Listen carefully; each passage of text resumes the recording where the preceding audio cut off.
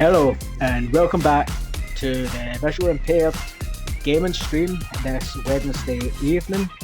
I'm your host, Blind Ninja 1704, and we're spending a couple of hours from now until 9 o'clock just going over some accessible gaming, what's happening in the world of technology, and whatever else it brings to my mind. So just before we start the gaming, a little bit about us.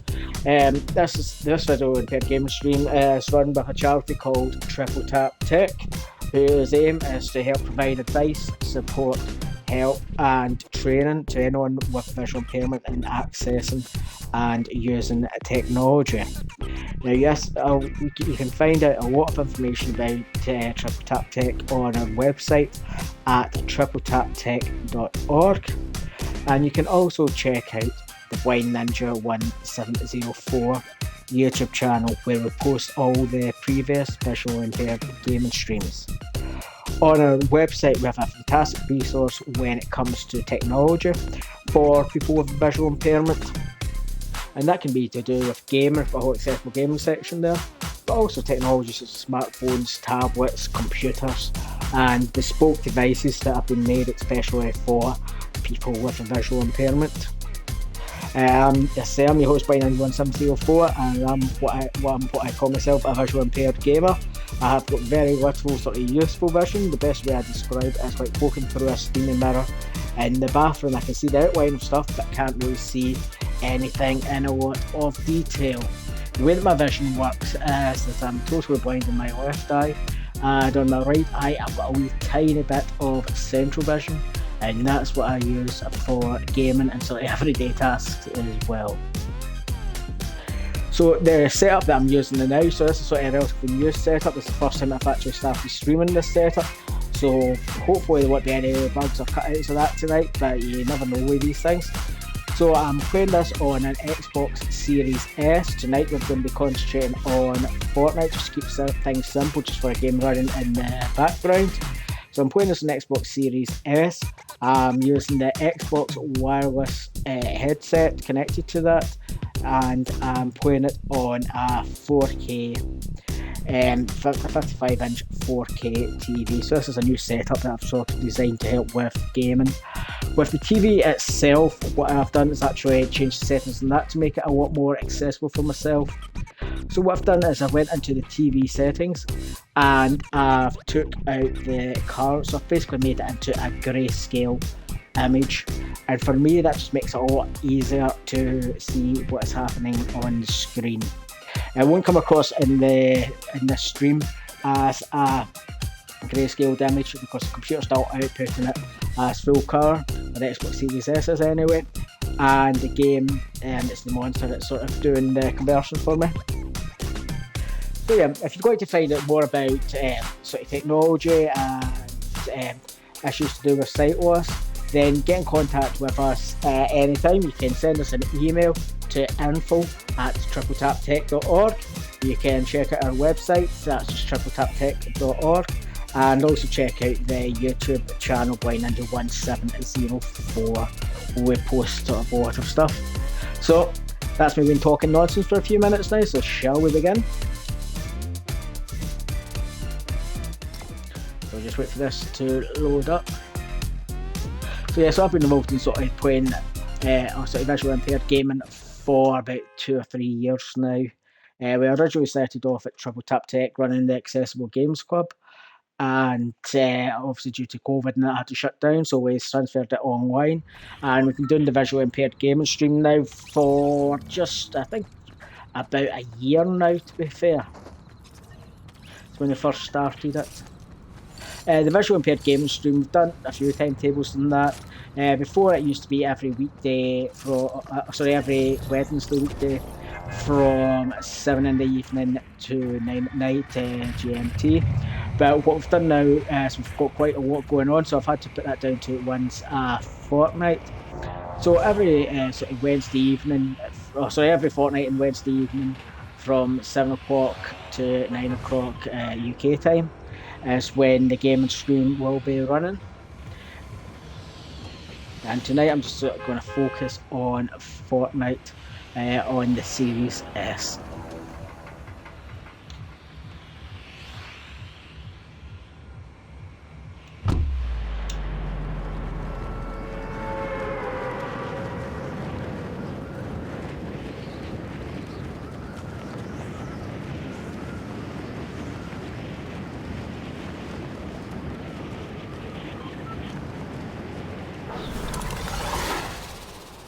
So yeah, so there's a lot of stuff that we can do when it comes to sort of accessible gaming. I've been sort of over quite a lot of sort of the basics and that with the previous videos, but as we're sort of just starting this one up again, I'll go over sort of the basics of it now.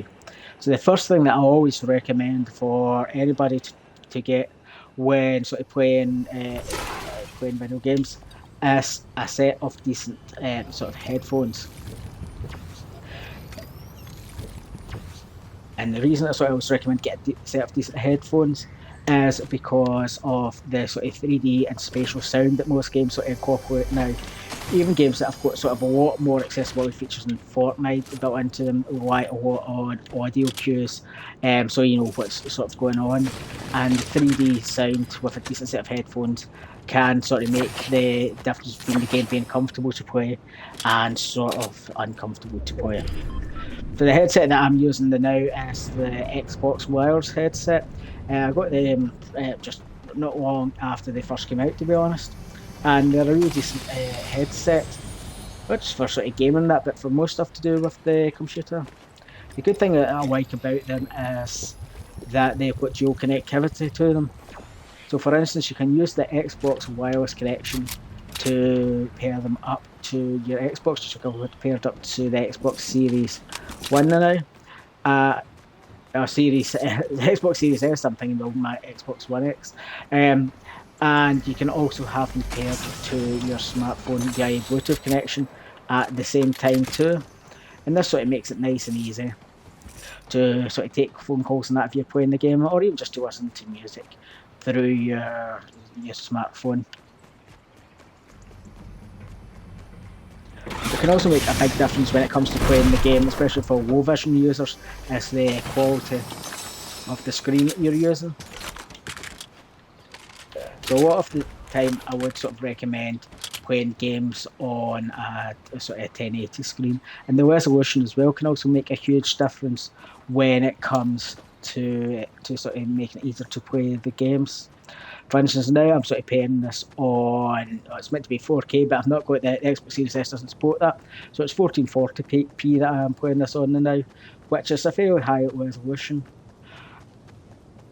But because I'm sitting quite close to the TV, I find that works pretty well for me. And my old sort of setup, when I was playing sort of in a 1080 TV, a 1080p TV, I found that I had to sit a lot closer to the TV to try and make out the stuff and that was happening. And also I found that it sort of led to eye strain that quite a lot. So even if I was doing sort of the visually impaired gaming streams, my eyes were sort of severely knackered, or my eye anyway I should say, was severely knackered after about an hour and a half of playing.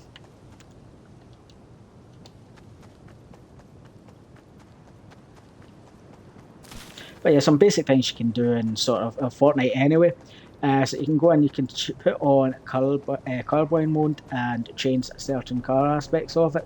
So again, I always sort of recommend having a play about with the settings and just try and see what makes the screen more comfortable for you to use.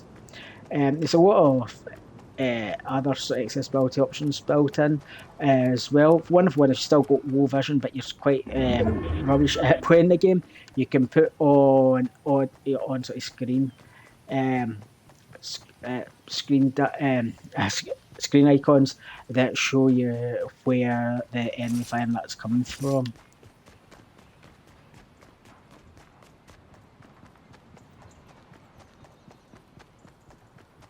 The Xbox Series S has also got a wide range of accessibility options built into it too that we'll sort of go into on another video.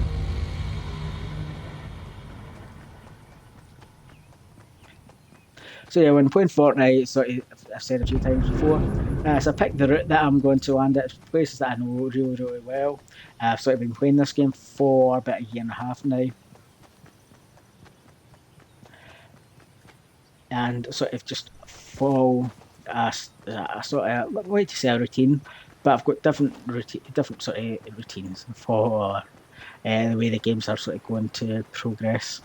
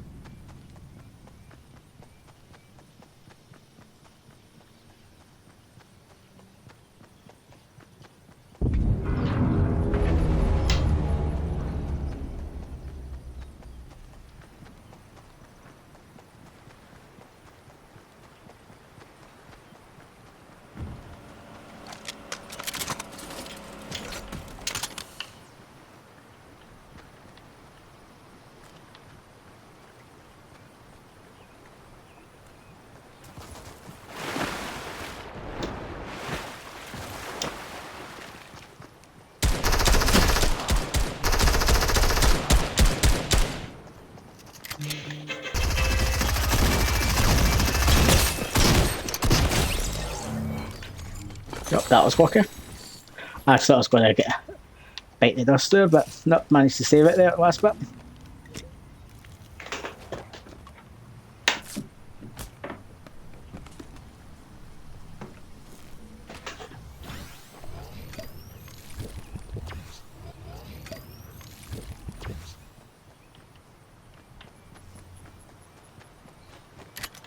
Okay, so I suppose now we better start heading into the circus. The storm's approaching fast.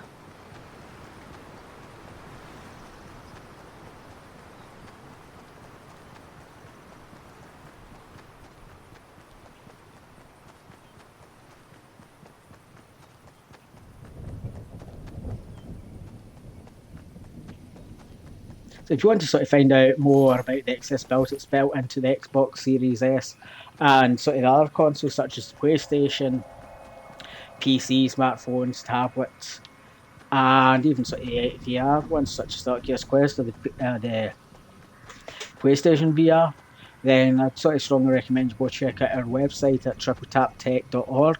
If you go to the menu bar at the top and just go to Accessible Gaming, you'll be able to sort of get detailed reviews of how to access, or sort of detailed guides on how to access the accessibility features in these consoles.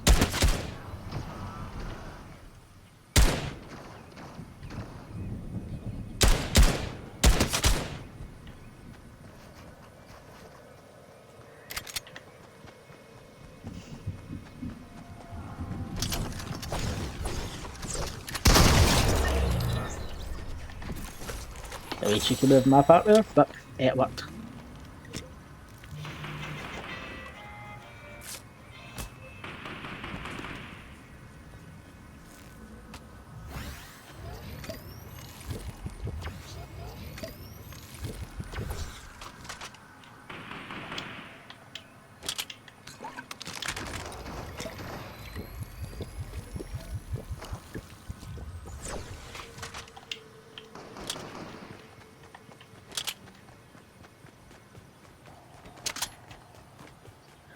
Okay, so I can hear folk over here. Hopefully we'll be able to see one. Oh, there's somebody firing on me. Bad mistake, buddy. He just gave you position away.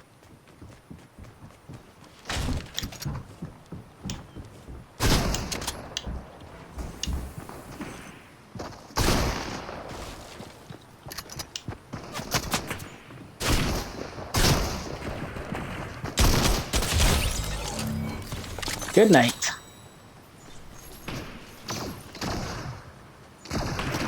Sneaky guy there.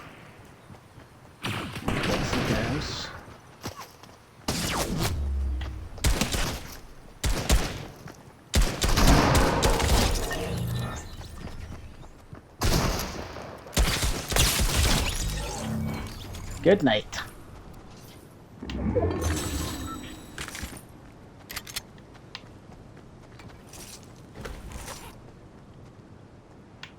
Okay, that needs to be heading over the Leaf Woods.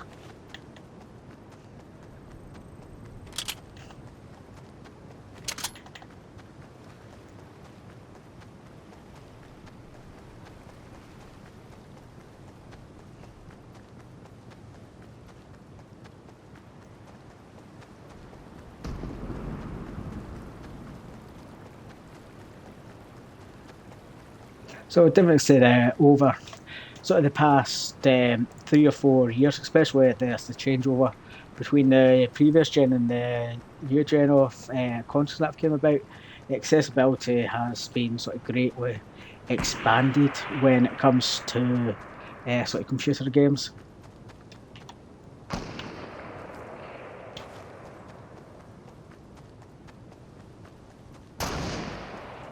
Can remember if you go back to sort of consoles such as the original Xbox and even the PlayStation sort of 3. Ah, damn. What position was that there? 14th, not bad for the first game.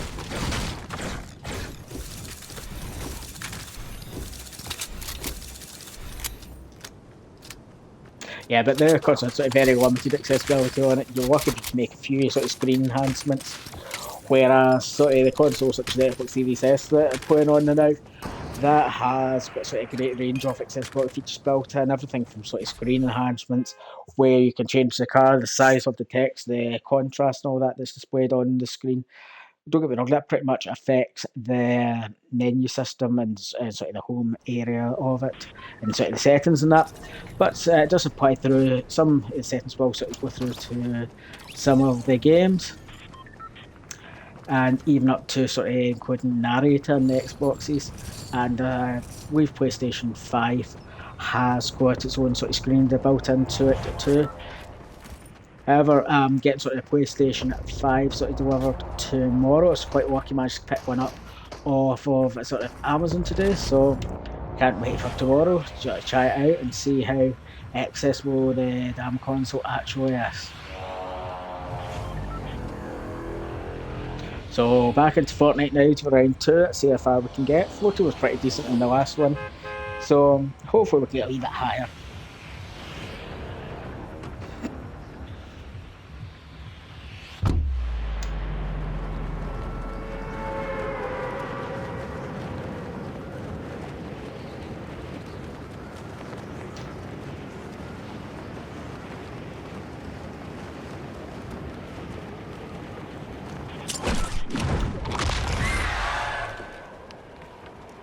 So once again, this map just into sort of an area of the map that I know truly well.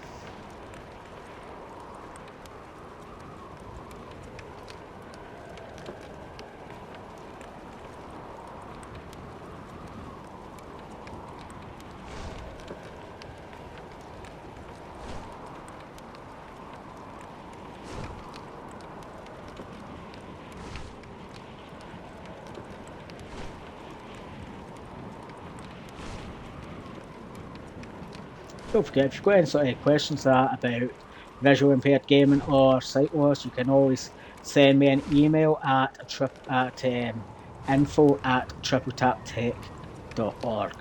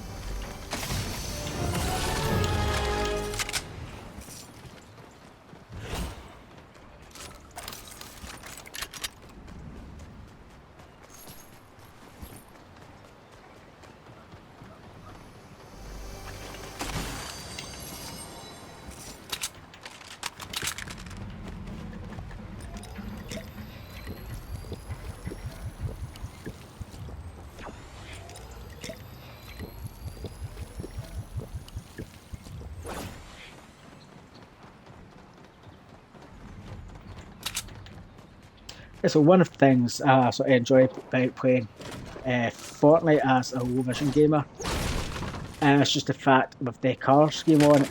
So it's not like your Call of Duty or that way it's quite dark and grainy and down and dirty sort of thing. It's got quite a bright, vivid colour screen. That's gonna go there. And notice it's practically touching the screen in the China. See where this guy is? Good night.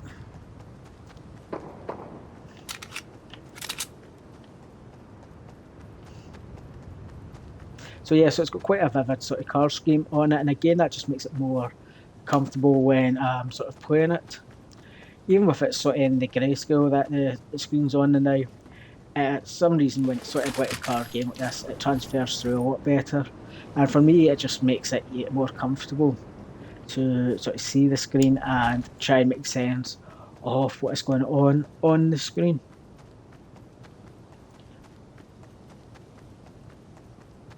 One thing that I also found quite helpful was sort of just reducing the screen size that I was using. So for instance, in my previous setup that I had, I was using it on a 65-inch sort of TV, and I found myself that I was getting quite a lot of sort of eye strain using that TV because I was sort of having to scan around sort of a wider area on the screen to try and make sense of what was happening. Whereas bringing it down to sort of 55-inch, which is still a giant TV, don't get me wrong, it means that my eyes aren't sort of doing as much work trying to scan around the full area of the screen. So it's got that little bit less sort of area that I can to scan around.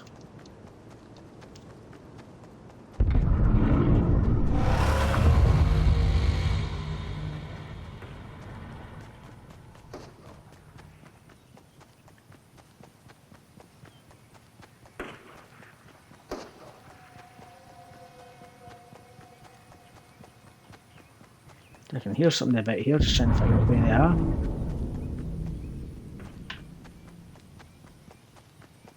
Ah, they'll show up when they're good and red, I suppose.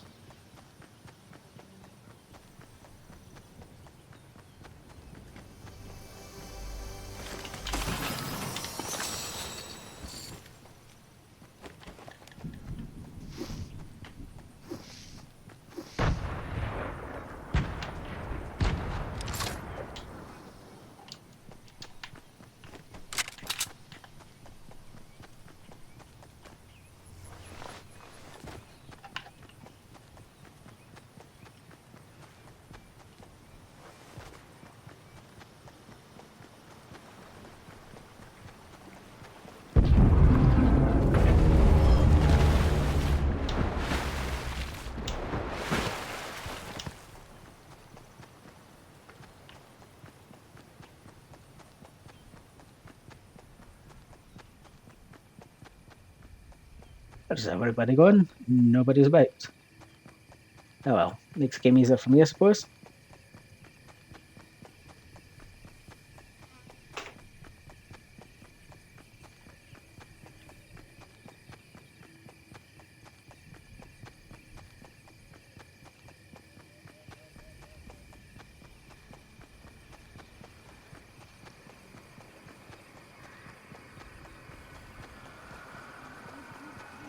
As part of sort of the accessible gaming area we've got on the Triple Tap Tech website, we've got sort of a lot of reviews and that of the games on it.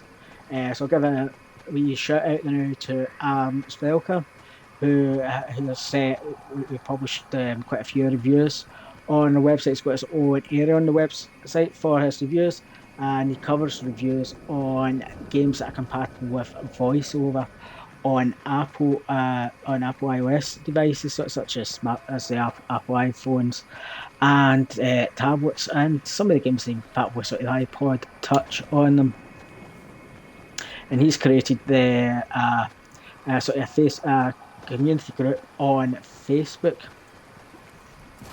that sort of highly recommend that you go and check out. There's a lot of good chat, a lot of good banter there, and a lot of good games on it too. Another sort of fantastic resource that we've came across when we're sort of working together with is the Taming Gaming website. So what Taming Gaming is, it's a website that's dedicated for gaming for younger people, and it's mainly designed for the parents, so that parents can find out what games what games are sort of suitable for younger children, what games are maybe not so suitable, but also what games maybe have sort of time limits on them, what games are sort of what's called high pressure games, where you need to complete a certain task in a certain time or a certain way, or what games can be sort of quite calm and relaxing. So it's sort of a fantastic website there that we're sort of putting content towards as well.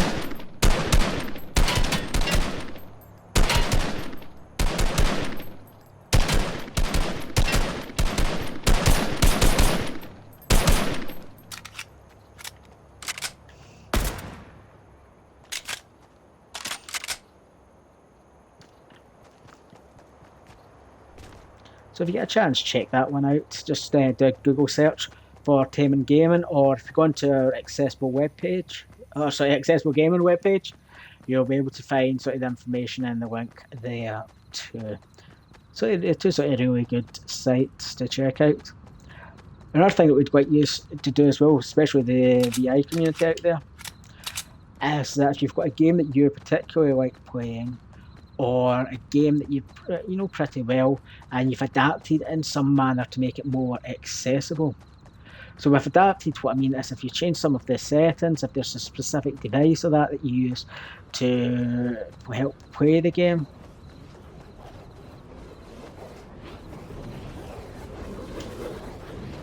then we'd love to sort of hear about it. And what you can do is you can sort of, if you feel confident enough to, you can sort of write a review, and we will quite happily publish that on our website.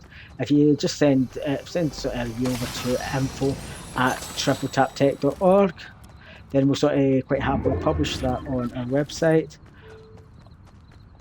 Or if there's any sort of content in that you'd like us to add to sort of the Accessible Gaming website or our sort of YouTube media channels, then again, just let us know. Send us an email, message us on social media, Facebook, Twitter. Facebook and Twitter, it's just at Triple Tap Tech.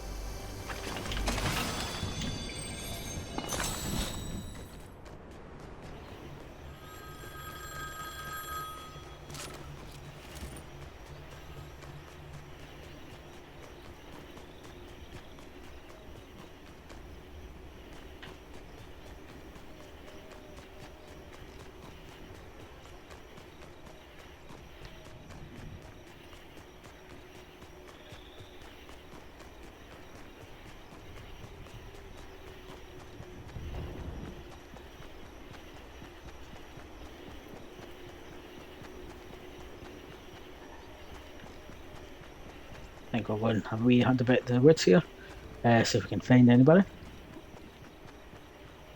But we'll start finding that some folk out.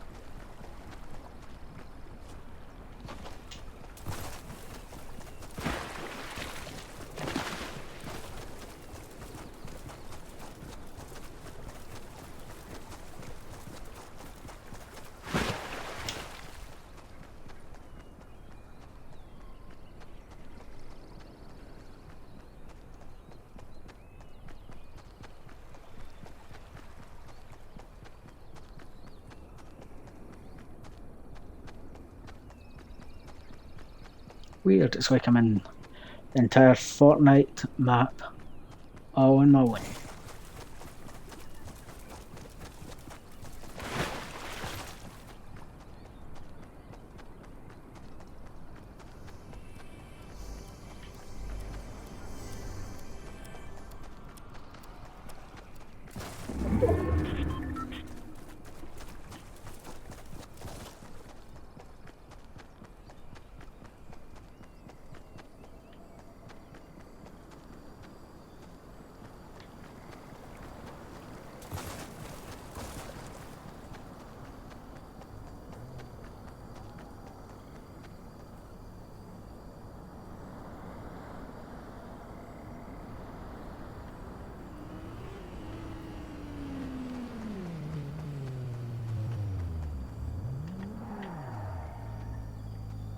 Yeah, I can definitely hear a car, but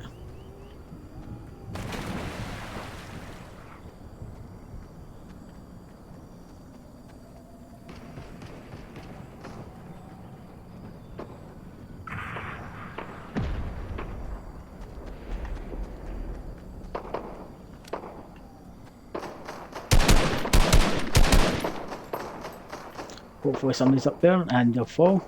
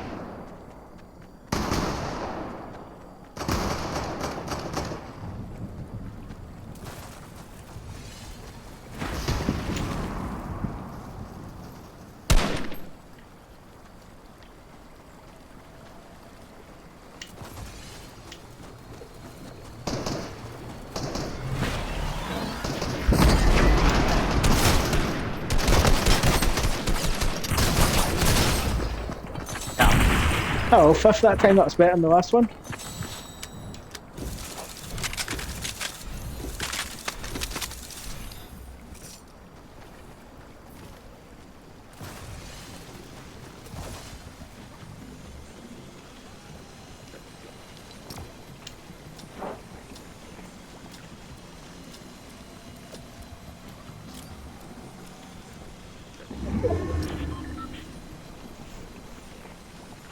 Yes, if you've got any sort of content that you'd like sort of published on the Triple Tap Tech website, then I say just email it to us and we're quite happy to sort of publish that. Again, if there's any sort of content in that you'd like us to do for the visually impaired gaming stream, so if there's any sort of game you'd like us to go over, or any sort of settings, genre of game, specific system, etc., then again, just let us know and we can easily enough design one of the visually impaired gaming streams to accommodate that.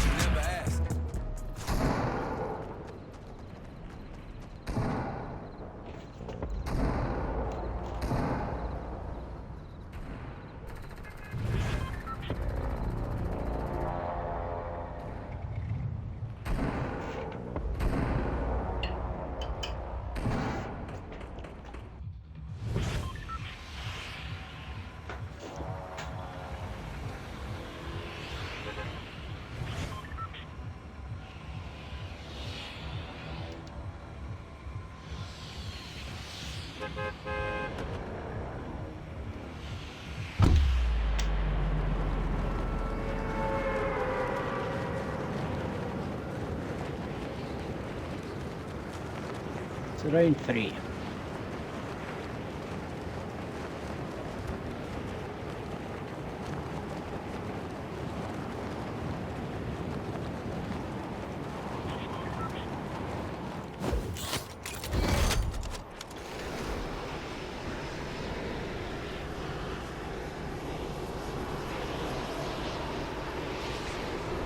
I'm quite looking forward to getting the PlayStation 5 tomorrow.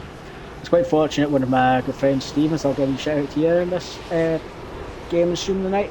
I was lucky enough to text me this morning, let me know that you were available on Amazon, so I managed to bag myself one of the digital only sort of edition on that, which is perfectly fine for me because I've got an Xbox One X and an Xbox One with disc drives that I never use, so the digital version's sort of fine with me. Again, checked the Amazon just 10 minutes after I purchased it, and it was sold out again. So quite lucky just to sort of pick that up, I think. But definitely looking forward to sort of putting it through its paces, especially when it comes to low vision gaming. One of the things that I'm particularly looking forward to with the PlayStation 5 is the dual, in fact it's DualSense now, not DualShock, the DualSense controller that comes with it, with the the haptic feedback and that's built into it. It's meant to be sort of really impressive, to be honest.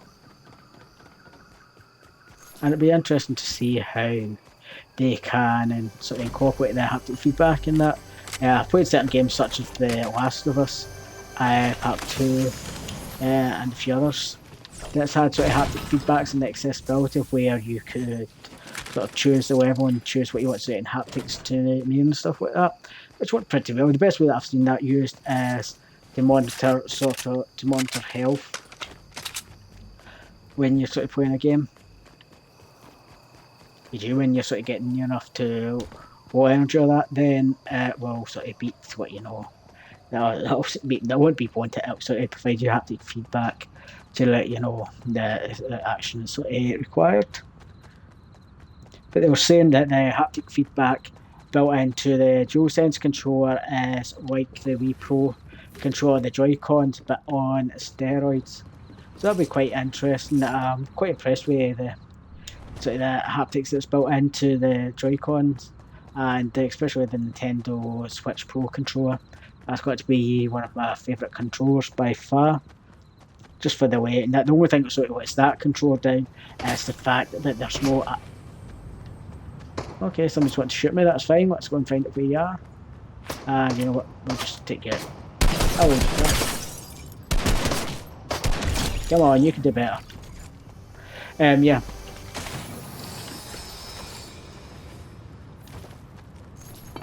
Yeah, so the only thing that I sort of found was the matter, or sort of negative about the Nintendo Switch Pro controller was the fact that I had no analog sort of buttons on it with the triggers and that. So it'll be interesting. So it'll be interesting to sort of see that taken to the next, to see the haptic controllers sort of taken to the next level with the DualSense, but also with I thought that was somebody's killed there. But yeah, also with sort of analog functionality as well. Oh, thank you. We just have a sweet dance here, playing the banjo.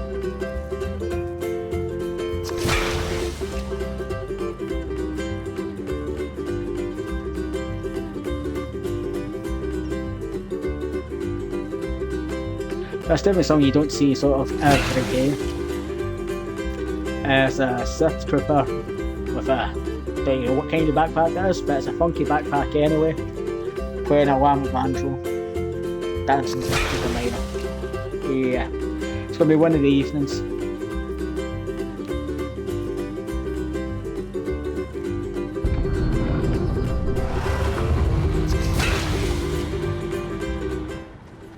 Let's get back to the game.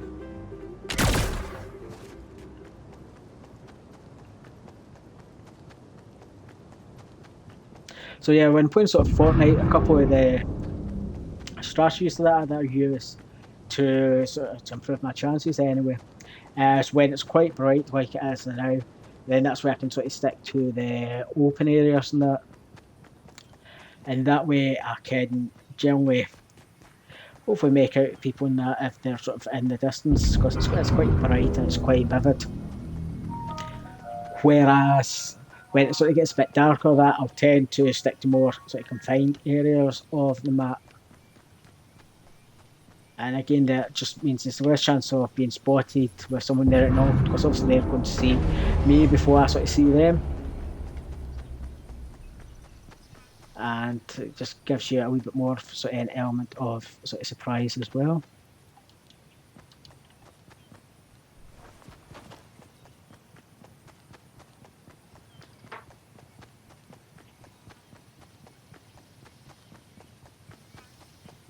That's one of the things quite like sort of about Fortnite 2 is the fact that it's sort of available on every system you can sort of imagine, so you can sort of play it on sort of the Nintendo Switch, which to be fair, it's not the best experience, but it's certainly not the worst.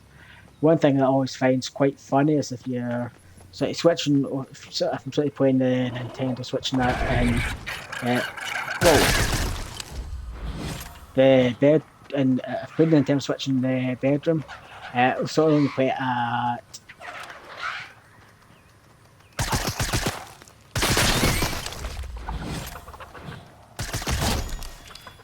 yeah, we only play it at sort of 1080p at, I think it's 30 frames per second. Then if you jump on to the Xbox Series S there, we're playing it at 1440p at 120 frames per second. So there is a massive distance and a difference in sort of the response time on the between the two systems and that. But all in all, it's pretty much the same. No one's sort of major difference when you're playing it on sort of Android devices.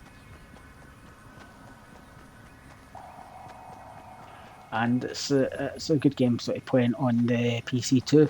That's one thing that I've still not really got to grips with, sort of the keyboard and mouse controls with it there. But I could hear a car there.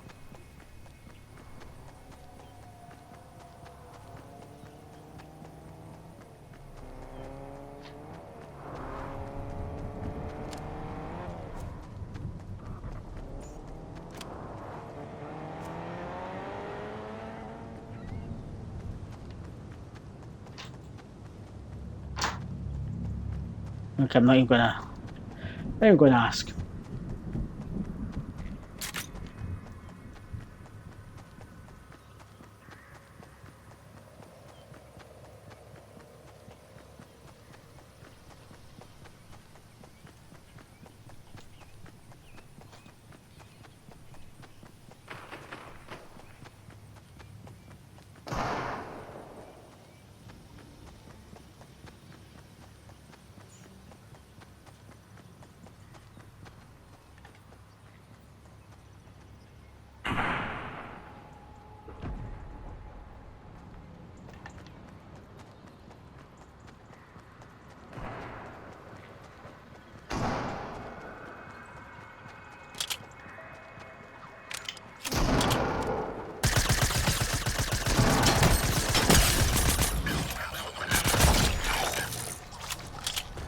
Oh no.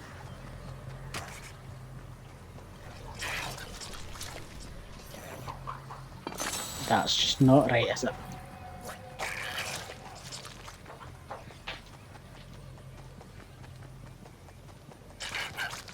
Oh. Had another person right up here.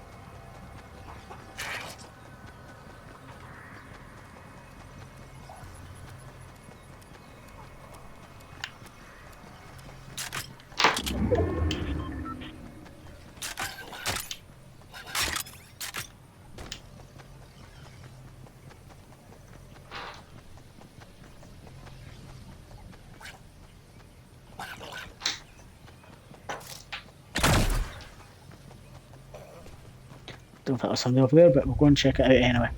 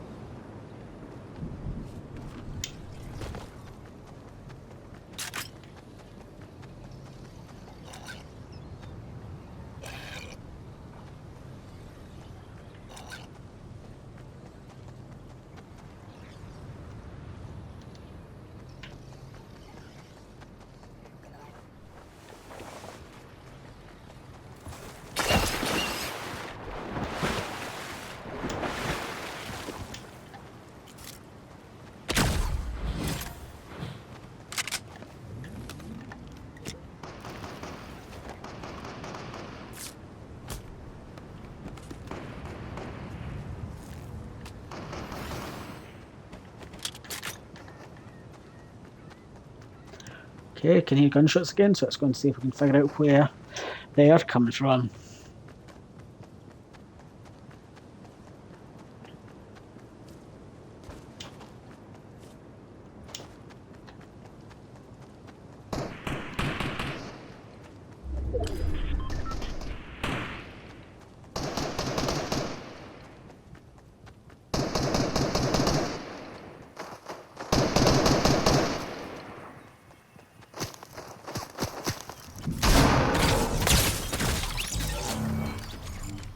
Good night.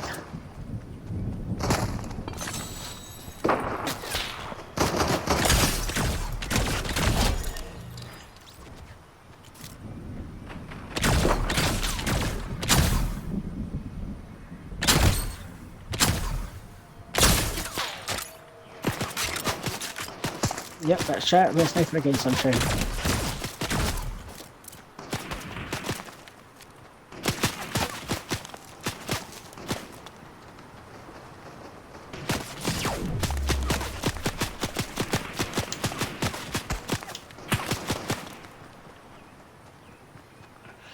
I'm not the best bit this year.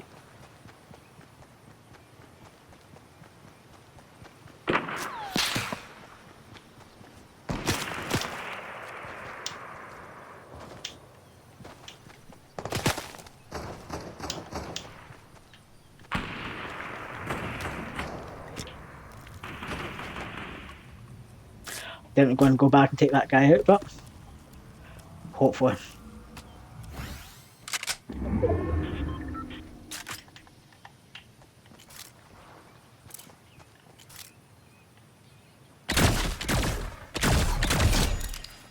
Goodbye.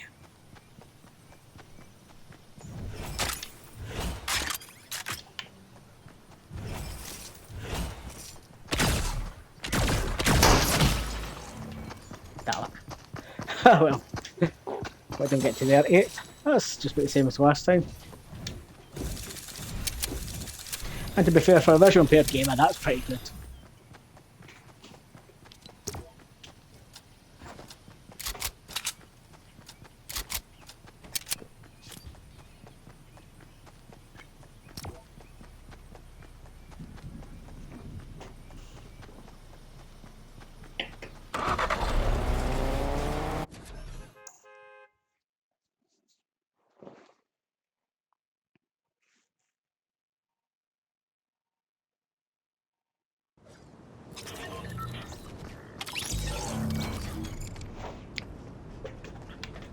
So don't forget to, so we're waiting for the next game to load up.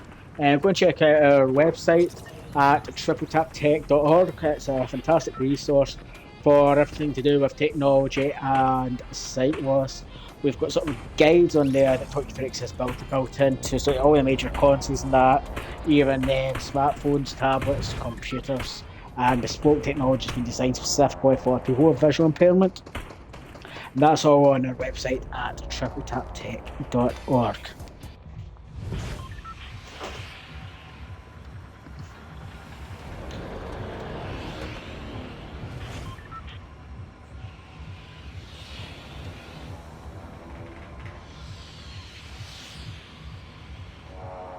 Let's see what mischief we can get up to in this game.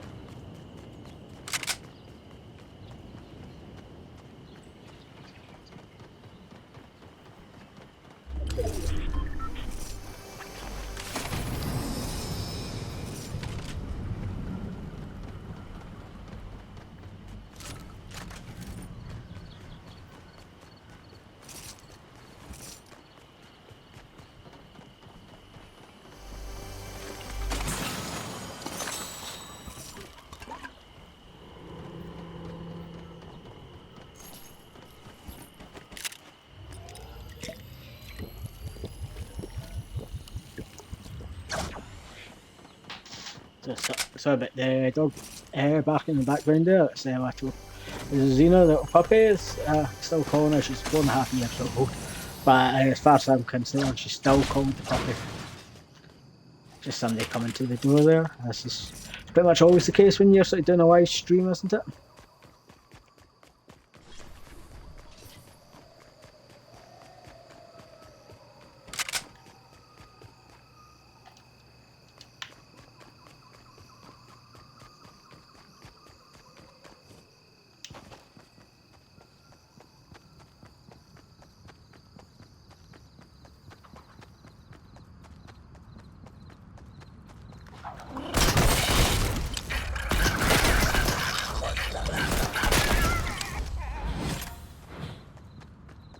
Whoa.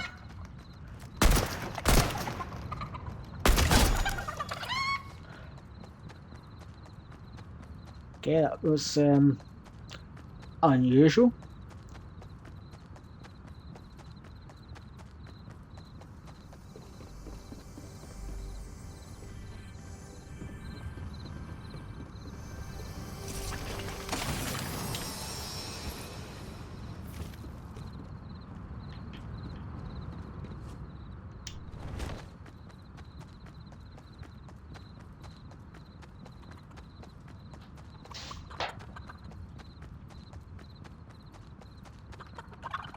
So if you're interested in sort of learning a wee bit more about the accessibility options that's built into the Fortnite game, so on the Boy Ninja 1704 YouTube channel, I actually go into quite a lot of detail about all the different options that you can use.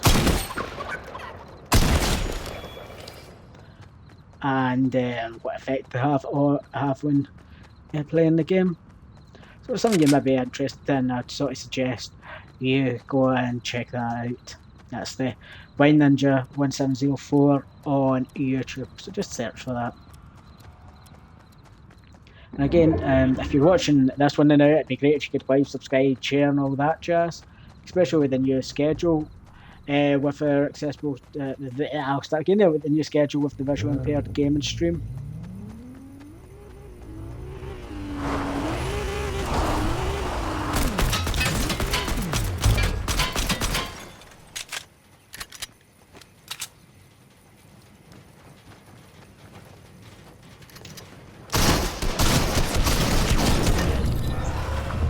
Good night.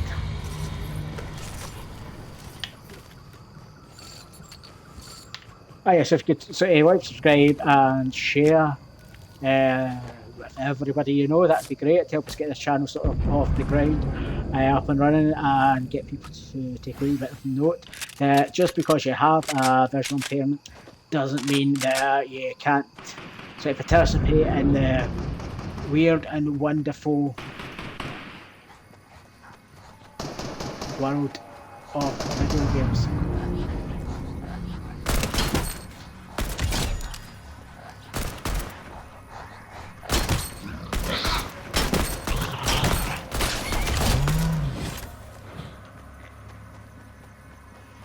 Also, if you could do the same with our YouTube channel. Again, like, subscribe, share, put it on social media feeds, anything you can. So it really helps with getting the charity and the channel sort of some recognition out there. Just makes people aware of the content that we're providing, and it means that more people will hopefully participate in gaming.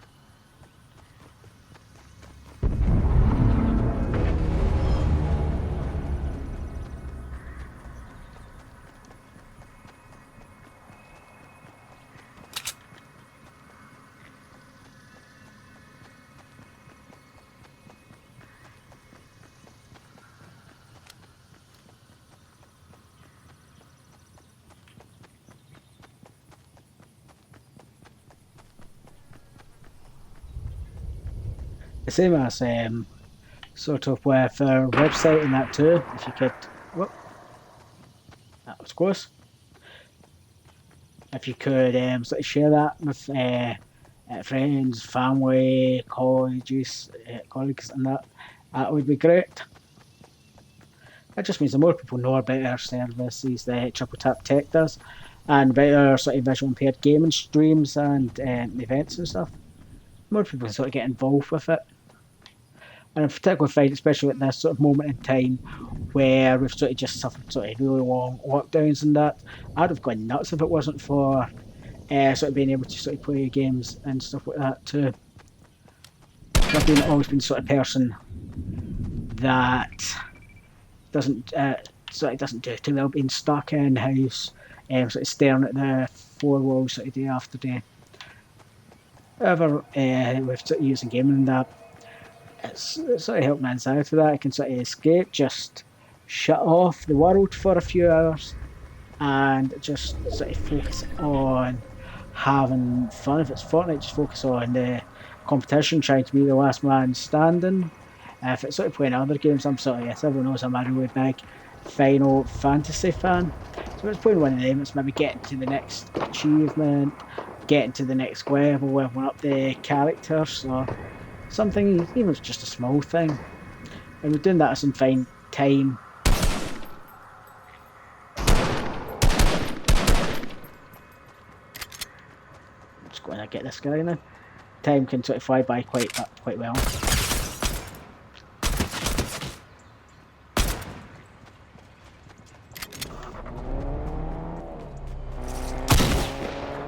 Run away, why don't you?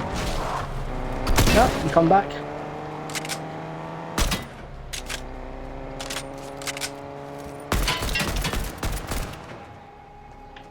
Yeah, I'm going after him. Yeah, but I say it's sort of, it can sort of let you get away from your stresses and your worries and that. And also just being able to sort of explore new places and stuff is sort of really, really good. One of the games that I've found recently that's been sort of fantastic for that, again, well, okay, didn't not see that one coming. Too busy chatting, not focusing on my environment there. I've not got a hope to get there. 26. Okay, so that's the worst game yet. Yeah, so one of the games that I found has been really, really good for sort of exploring it's like your local environment, stuff like that. It's been Microsoft Flight Simulator that's came out on the Series S. It's out in the Series X too. I did try it sort of last year on my gaming PC, but it was just too difficult to control using the sort of keyboard and that. I find it too fidgety, to be honest. I ended up crashing before I took off, really. However, it's got sort of a reasonable set of accessibility features built into it, from sort of increasing text size and reading out the menus and that to you too. So they've made a sort of real effort with it. But the one thing that I enjoyed is just taking a plane and just sort of exploring the area, like sort of Glasgow. Glasgow's the city, I say just outside of Glasgow. So sort of just flying over and trying to see if you can recognise these places and stuff like that. It can kill. It's actually amazing, but it kills a couple of hours.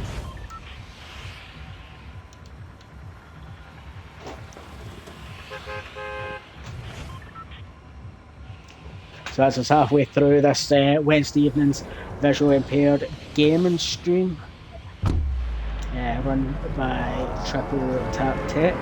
I'm your host this evening, Blind Ninja 1704, otherwise known as Fraser, and I'm the chairman of Triple Tap Tech, and it's a charity we set up to provide advice, help, support, and training to anyone with a visual impairment to access and use technology. So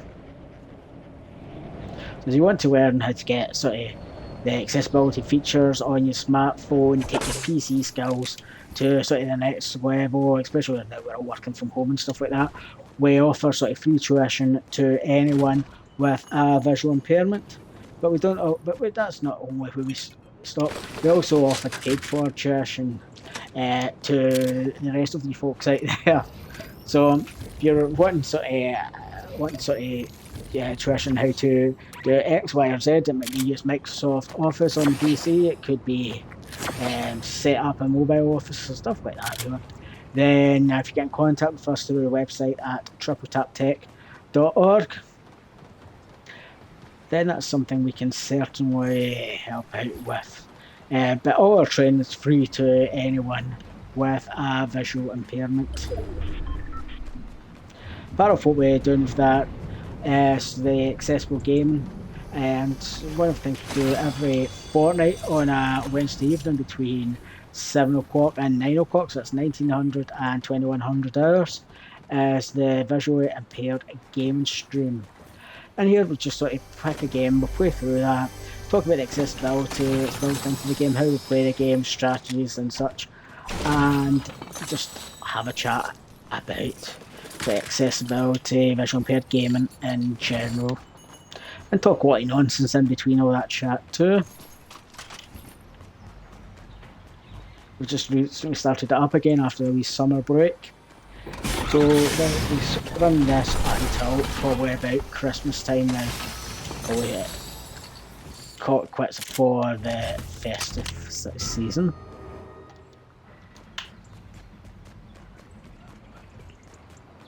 We also have sort of media channels that you can follow too. Obviously, if you're watching this live, then now you're watching it on Twitch, on the Blind Ninja 1704 channel.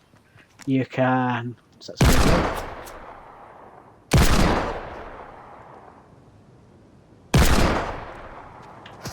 You can also watch your previous recorded game streams on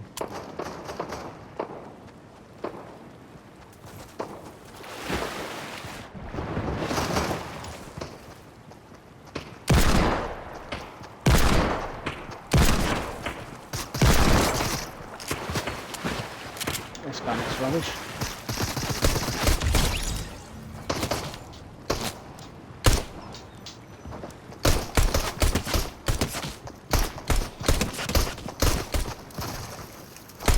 Stay from here.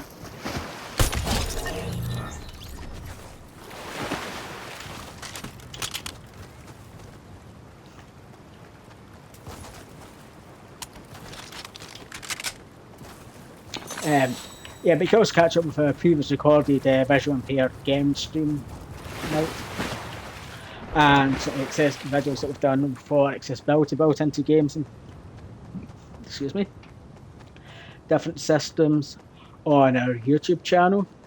And with both the Twitch and YouTube channels, if you could go and subscribe and share, that would be great.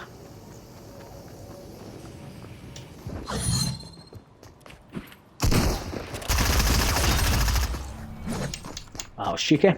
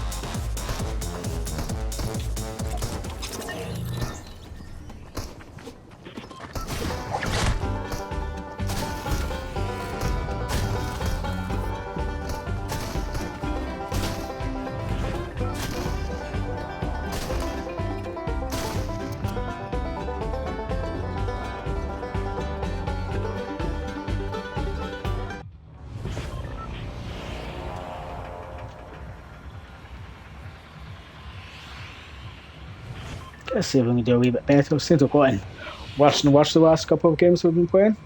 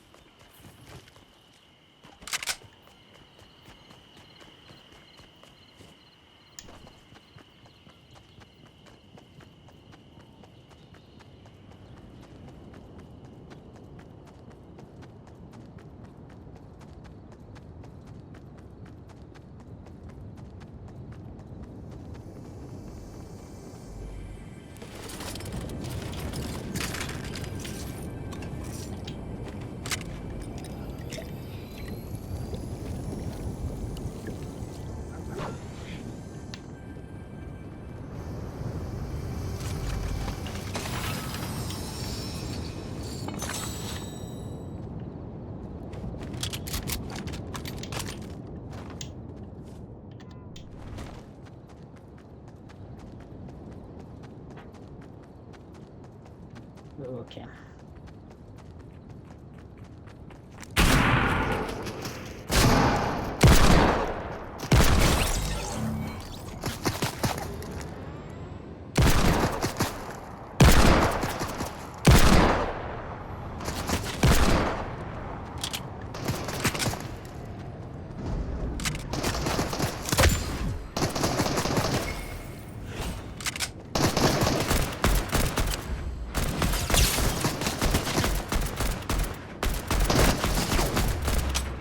Why won't you die?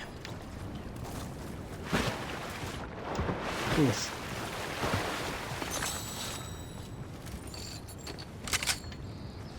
Or I'm using rubbish guns, that'd be why, but it's best I've got it.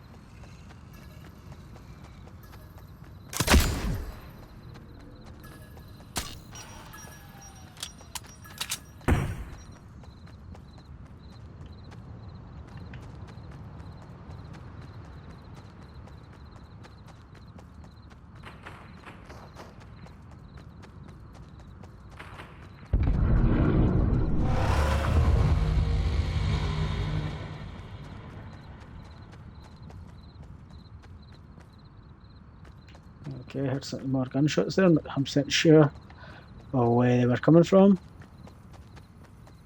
So I'll run up and grab some of the high ground now and see how we get on from there.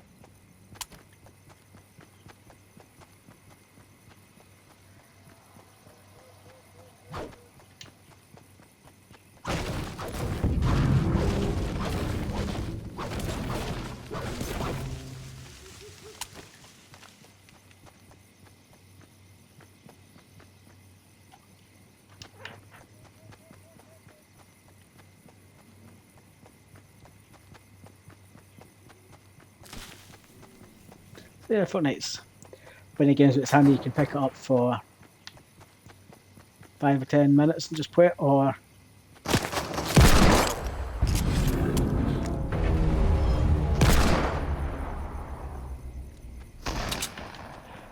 you can spend some time in it with a few hours playing it.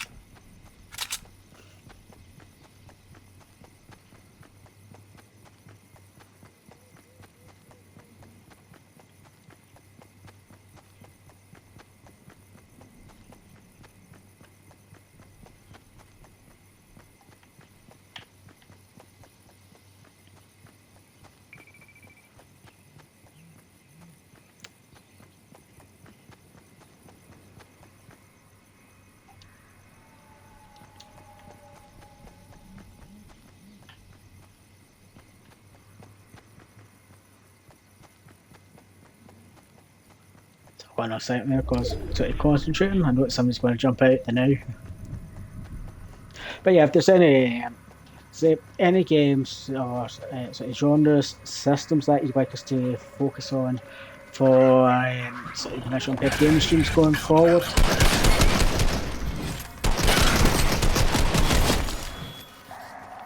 just let us know, send an email to info@tripletaptech.org, and we'll quite happily look into that and see about setting them up and getting them up and running for you.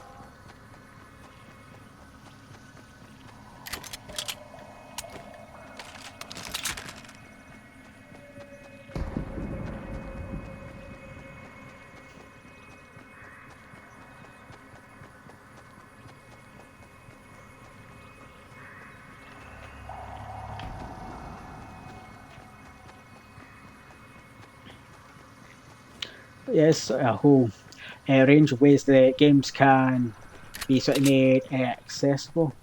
Unfortunately, for sort of severe sight loss and no vision, a lot of it has to do with the accessibility options that the game developers have sort of put into the games. There's one thing that I'm always sort of strongly advocating, especially when it comes to no vision gaming, is the fact that they need to have really good sort of audio cues and the game to let you know what's happening, where you need to be going, whereabouts you are, etc. One of sort of the best games that I've come across with not just for one vision games, but it's all about accessibility in general. It's a game on the PlayStation 4 called here a car comes somewhere, called The Last of Us Part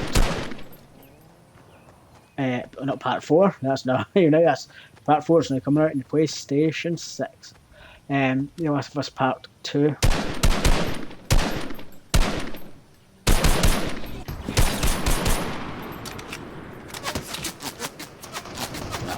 Don't concentrate, that's better.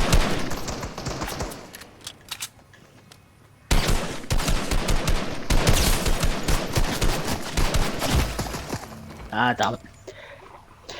Yeah, so The Last of Us Part, what did I get to there? 22? No, that's not too bad. Got with something on as well. Yeah.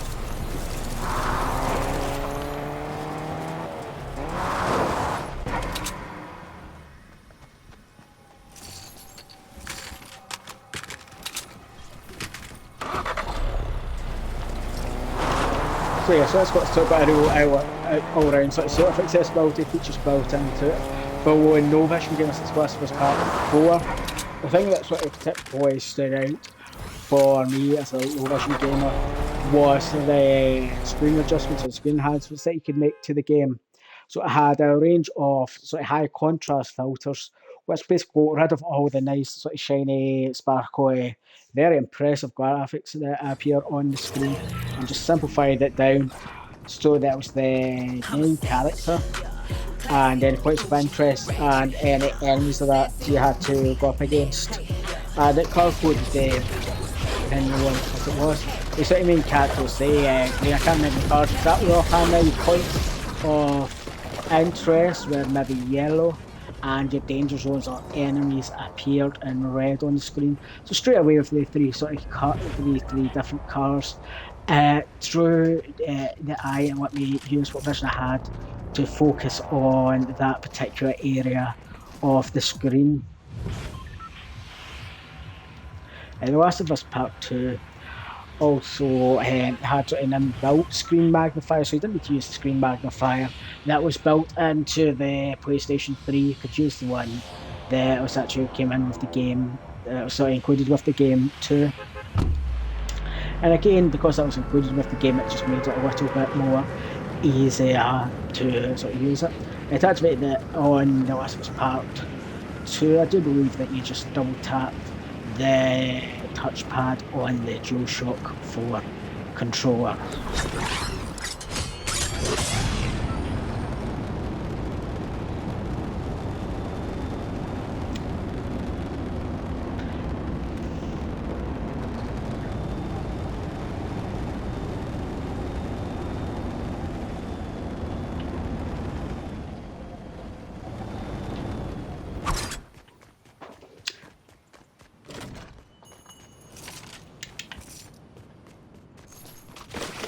One of the things that I think would be sort of ideal when it came to sort of accessibility in games.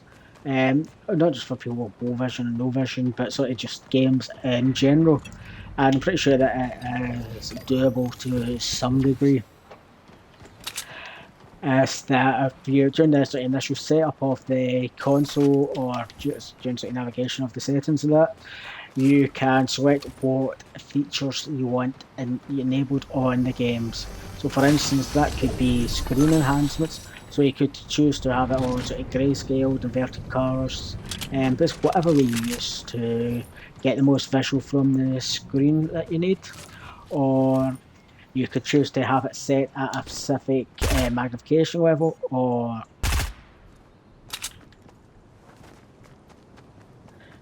so you could have a specific magnification level or zoom level. You could choose to see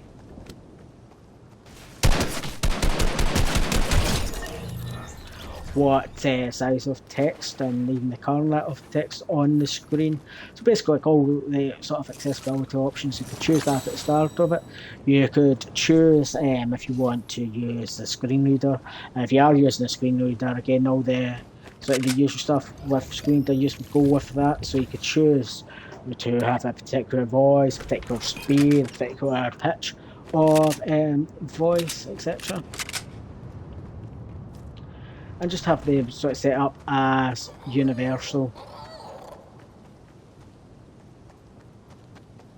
Yeah, just have them set up as sort of universal options that you'd be able to use on sort of every game. So instead of having to go into sort of every game and set up the individual, set up the accessibility options for each game. So every time you get a new game, as we do it now, you go in, you go into the settings, and adjust brightness and all that jazz. It would already be done with you. So these certain settings would be up and running every time you sort of download or stick a new disc in.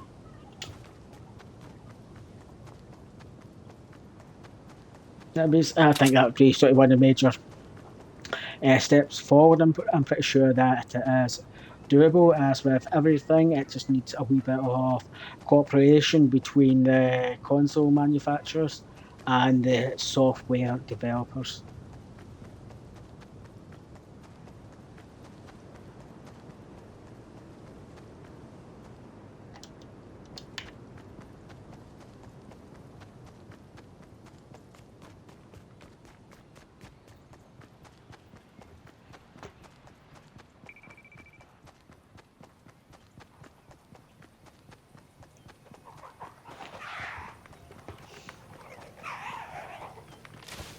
Let me know what that noise.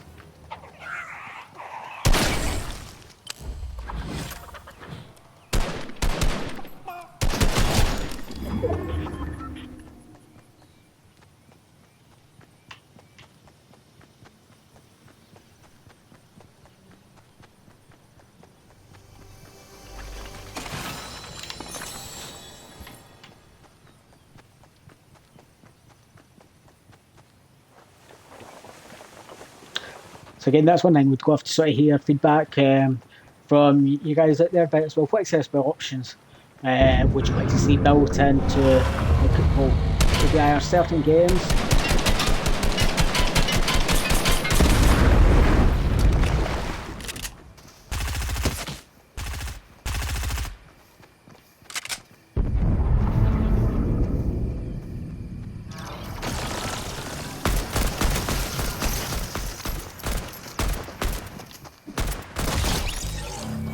Good night. Yeah, so it could be I'll start again there.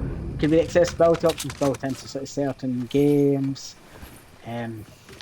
Sort of really interested to hear sort of your point of views out there.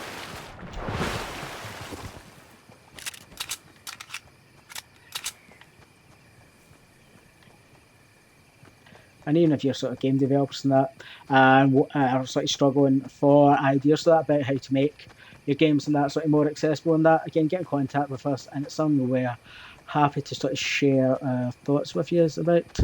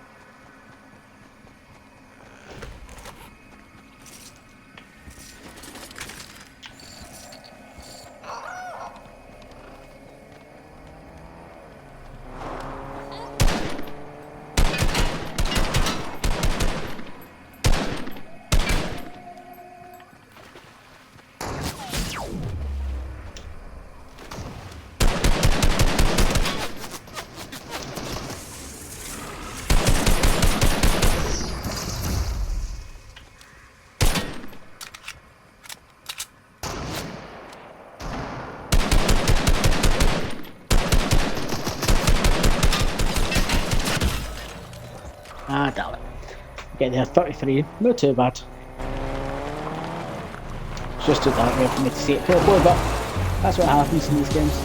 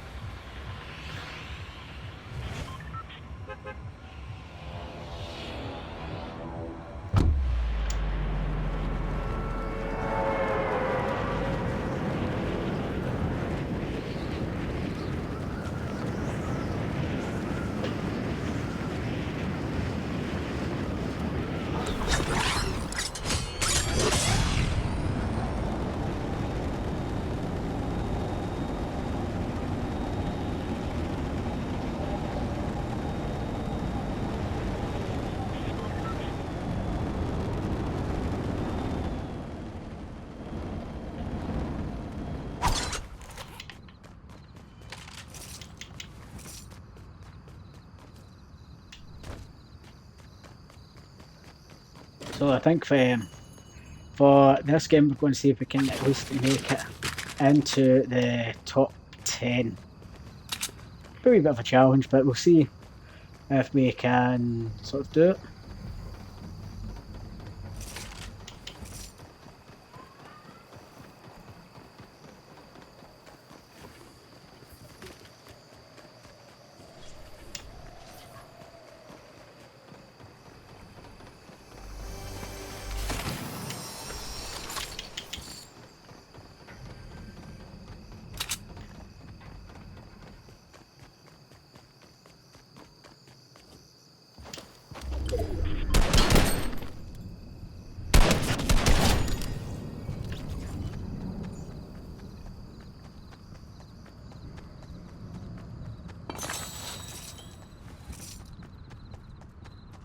Cool.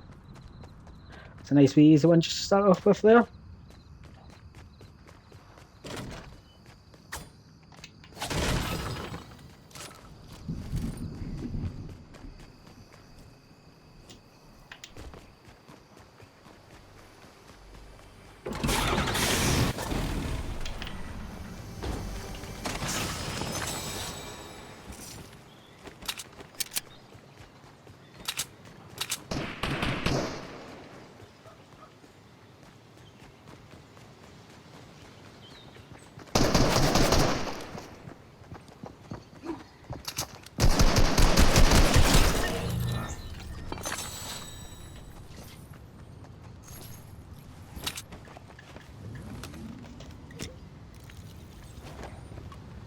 That one can ended not so good.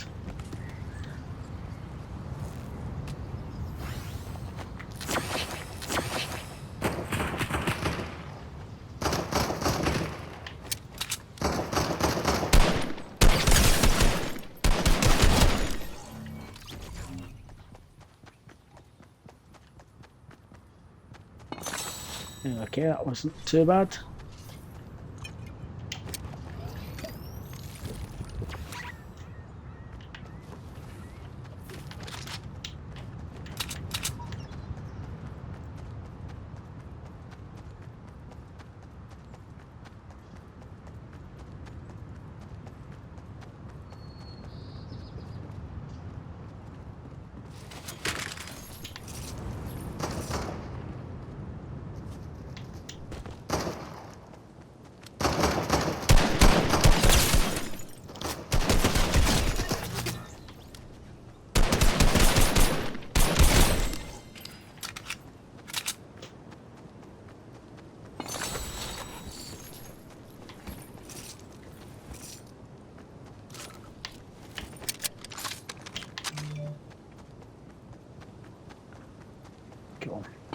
Don't forget, if you've got any sort of questions or want any advice of that from tech experts at Triple Tap Tech, just drop us an email at info@tripletaptech.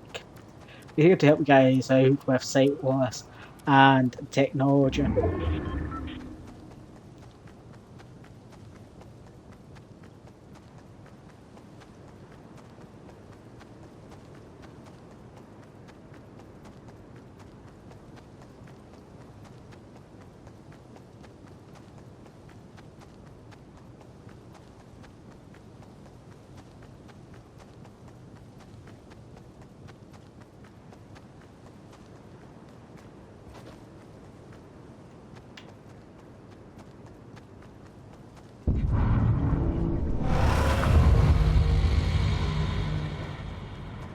That noise always creeps me out, to be honest. Can't wait till the season ends and they sort of get rid of the weird noises.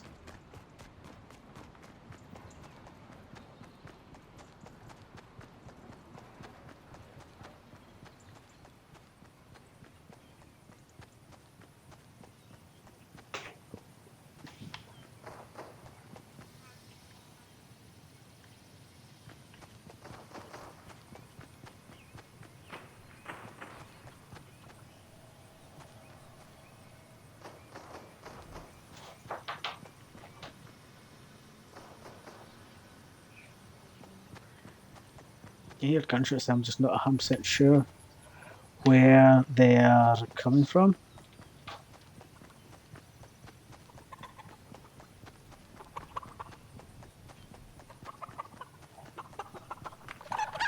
That's one to get into the top 10. This one I'm just going to play it a wee bit safe for now. Stick to areas. I know that I've got the advantage. Freaking noises.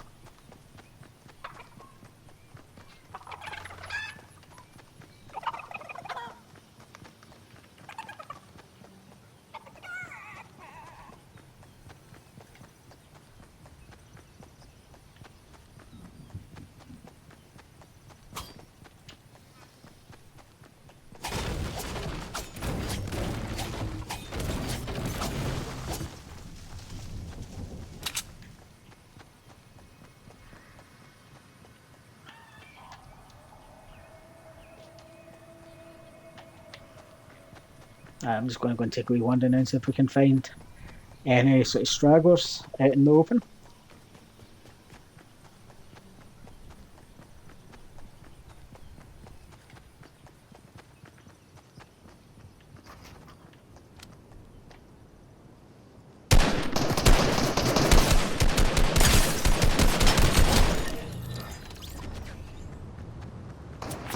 Wasn't no, whoa.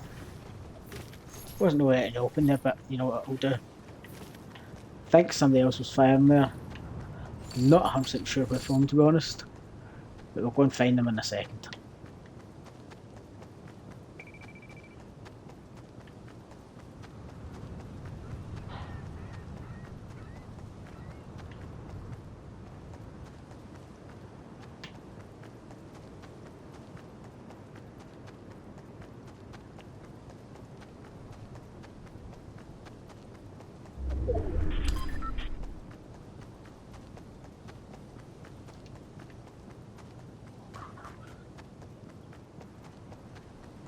Just going to have a wee nosy up here.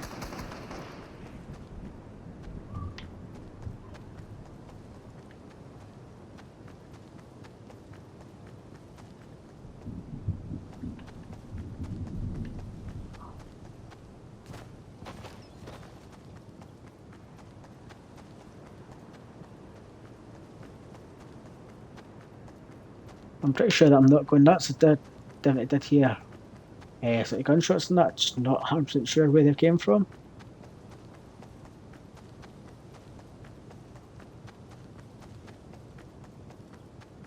Let's see if we can bring some folk out here.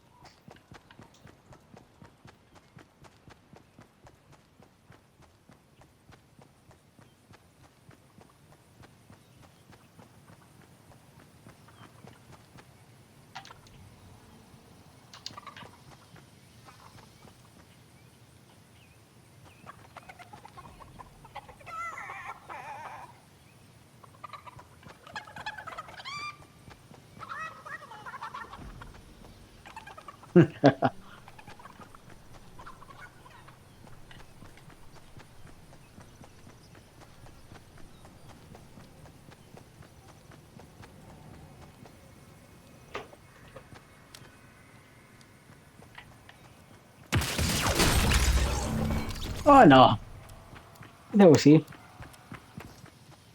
Time.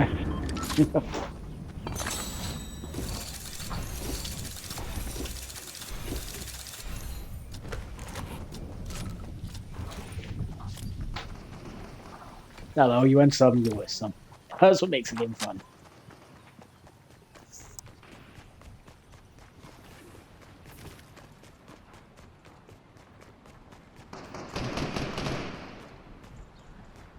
Yeah, so if you're watching this now, you sort of quite like what you're seeing all that. Go and sort of like, subscribe, share, and all that jazz.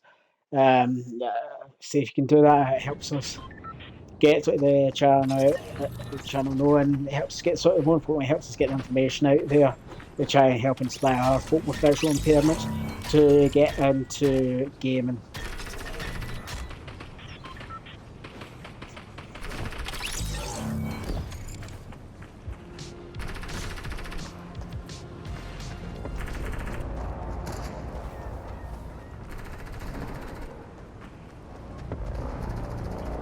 I think we've got just enough time to maybe do one or two sort of more games before we sort of call it quits for this evening.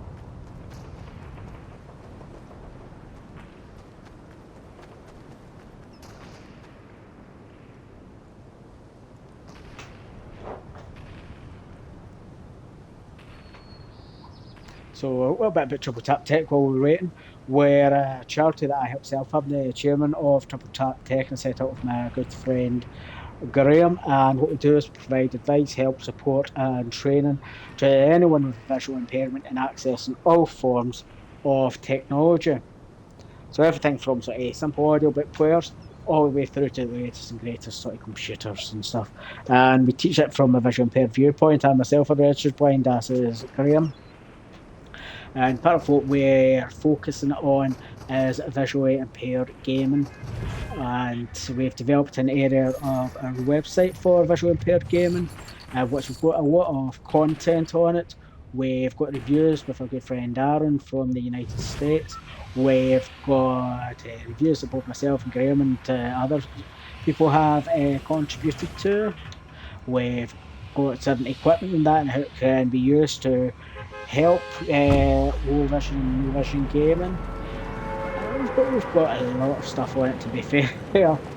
We're also looking for yourselves, people out there in the visual impaired gaming community, and just the visual impaired community as well, to help us add content to our sort of website and turn it into sort of the best resource that sort of can be to help with technology and visual impairment. Now, the charity itself has been set up. We sort of set up the charity in 2018. And we've got our main office, or head office as we call it, in Glasgow. So we're based in Bath Street in Glasgow. But we can also sort of help remotely throughout the UK and potentially even sort of worldwide, as we have had a few clients in that in from wide and far.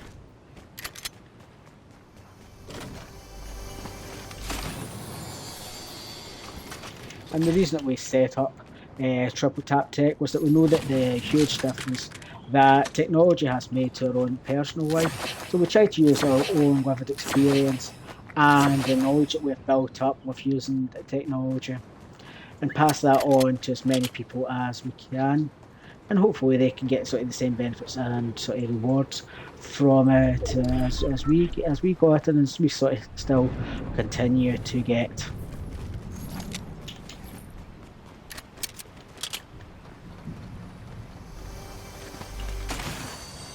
So it always amazes me how far Triple Taps came on since we initially set up in 2018. In 2019, Triple Tap Tech won the RNIBC Definitely Award for Community Contribution of the Year. And this year we're also up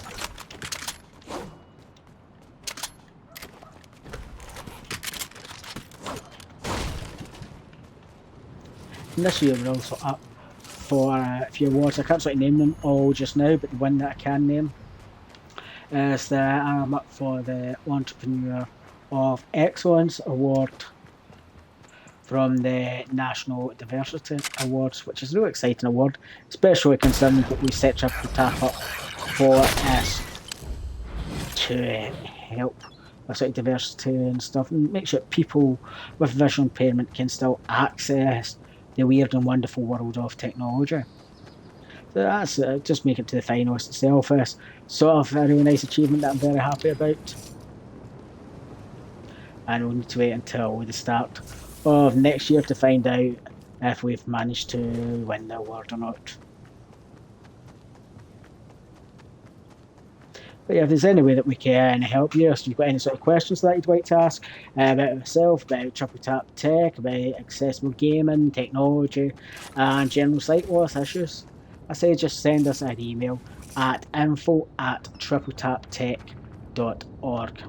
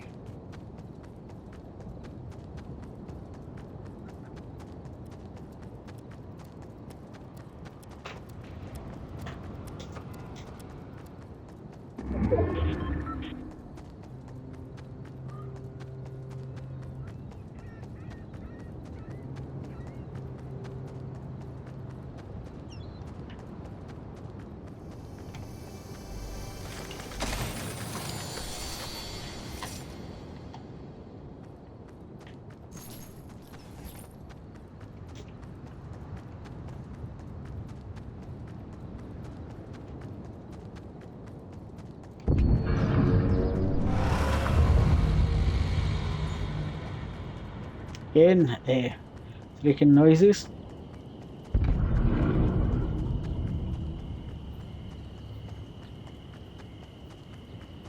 I really should take a minute and sort of Google and find out exactly what they're meant to mean in this sort of game. I know they're probably meaning something, I'm just totally missing the point with them, but they can't be that poor, can they? They just freak me out.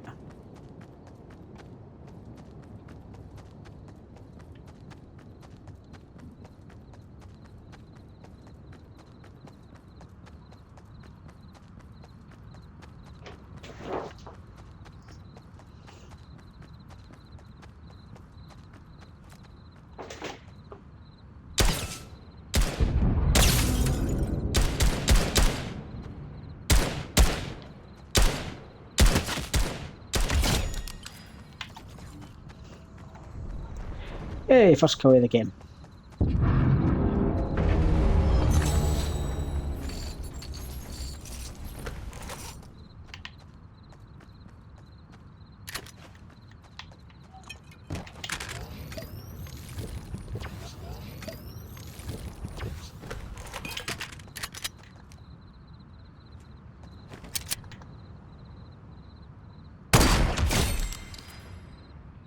Okay, that was easy.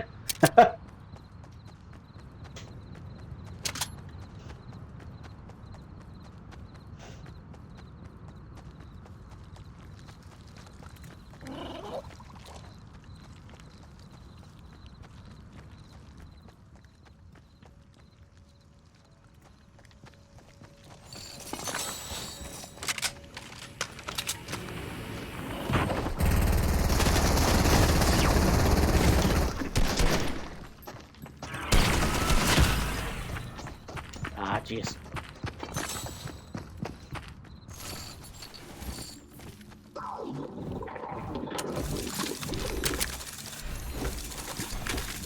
They went there, still not too bad.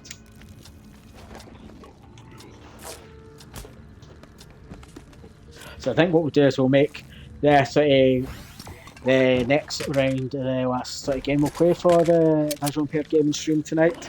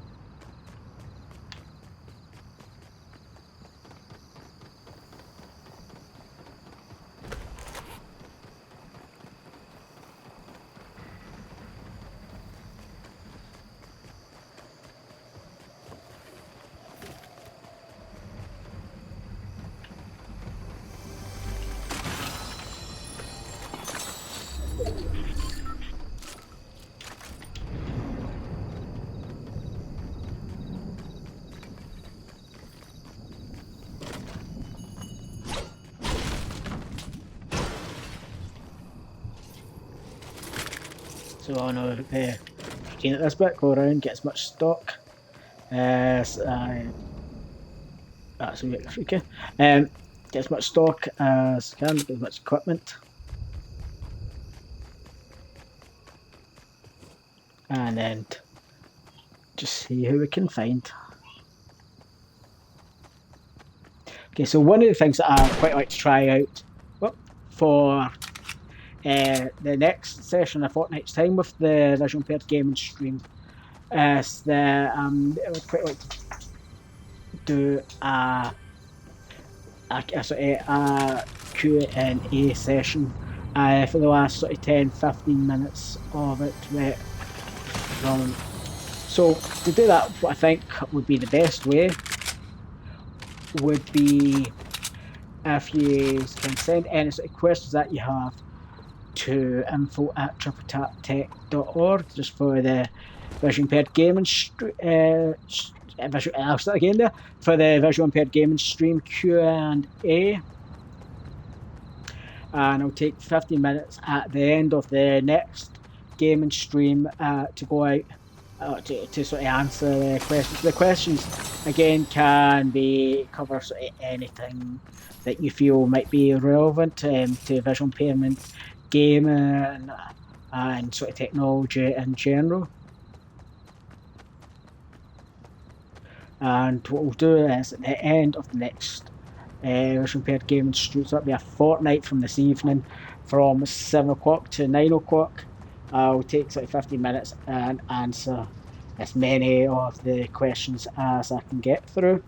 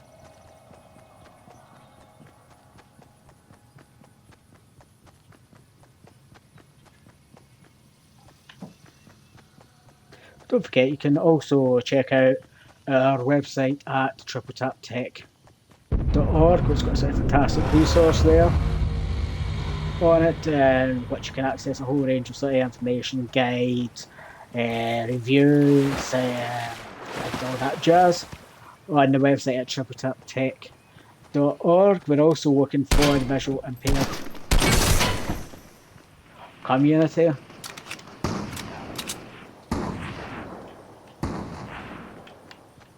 So where that's coming from there.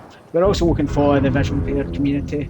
They help provide content that for our website too. So if you want to sort of write a review about your favourite game or the latest game that you're playing, the accessibility options that you use on the game, or what you do to make it accessible.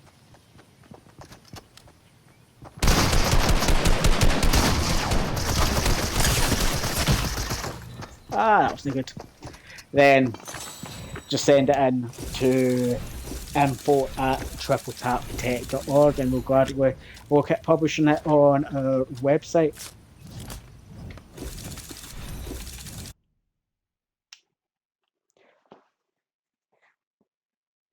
And again, if you need any sort of help, advice, support, or training when it comes to technology, again, just get in contact with us at info@tripletaptech.org and we can arrange that for you too.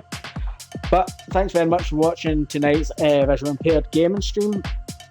I'm your host, Brian Ninja 1704, otherwise known as Fraser, and this game stream was brought to you by Triple Tap Tech, charity that provides advice, help, support and training to anyone with visual impairment in accessing and using technology.